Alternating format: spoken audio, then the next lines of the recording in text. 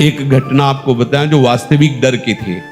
शेनपुर में थे तो वहां का एक माना हुआ हिंसक जो अच्छे अच्छे खड़े होकर उसका स्वागत करते थे, हमें पता नहीं था। गंगा किनारे भ्रमण करते करते अभी 2-4 महीना हुए थे वहां रुके। बहुत मंगलमय स्थान, भजन में स्वाभाविक रति हो।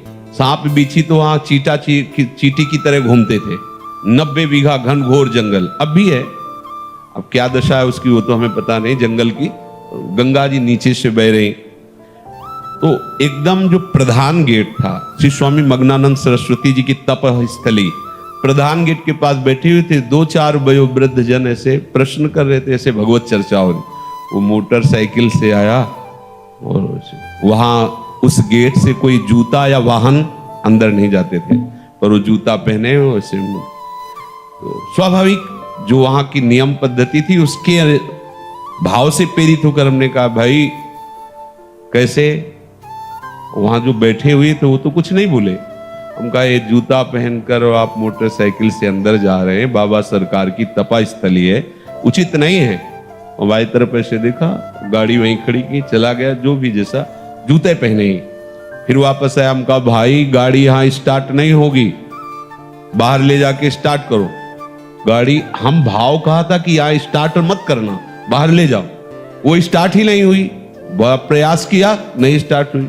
मतलब हम कोई सिद्ध नहीं, वो घटना घटनी थी। अब वो हमारी तरफ बड़ी गुस्सा से देखता हुआ चला गया। अब जो वहां लोग बैठे थे उनका पता है महाराज ये 10 लोगों को हंसिया से काट चुका है, बहुत क्रूर हिंसक है। भाई आपकी तरफ देख रहा था, मुझे डर लग रहा है कि यहाँ रात्रि में कोई नहीं टिकता था। एक पंजीरी बाबा थे बूढ़े और एक हम थे, वहां कोई नहीं टिकता था रात्रि में, बड़ा भयावह था। हमारे मन में है कि भगवान रक्षक हैं, हमने कोई अहित नहीं किया, कोई अमंगल नहीं किया। एक सिद्धांत की बात उसको बताई। सुबह गंगा स्नान करके विशाल अशोक का वृक्ष, उसके नीचे हम पद्मासन लगाए बैठे हुए थे, तो पत्तों में जो पैरों की खरखराहट होती ऐसा सुनाई दिया कि कोई नजदीक आ रहा है। तो आंख खोली, देखा वही व्यक्ति। एक बार तो मन बड़ा विचित्र होता है, एक बार तो ऐसा लगा, फिर आंख खोल के बैठ गए। सामने आया, उसने कहा पहचाना? हम कहा आप वही हैं जिनको कल हमने रोका था कि आप है। तो बोले मुझे जानते हो? तो हम कहा आपको तो नहीं जानते, लेकिन आप हमें नहीं जानते होंगे। भगवत आवेश में हो गए एकदम। हम कहा आप हमें नहीं जानते होंगे। तो उसने पहले चाकू निकाली और रखा, बोले इसको जानते हो? हाँ जानते। फिर पिस्तौल निकाली, ऐसे रखा, बोले इसको जानते हो? हम कहा हमारे पास कमंडल रखा था, ऐसे खोला और गंगा जल, हम कहा इसको जानते हो? हम कहा केवल हम और तुम है, वृंदावन में है, एक शब्द का मिस्टेक ले।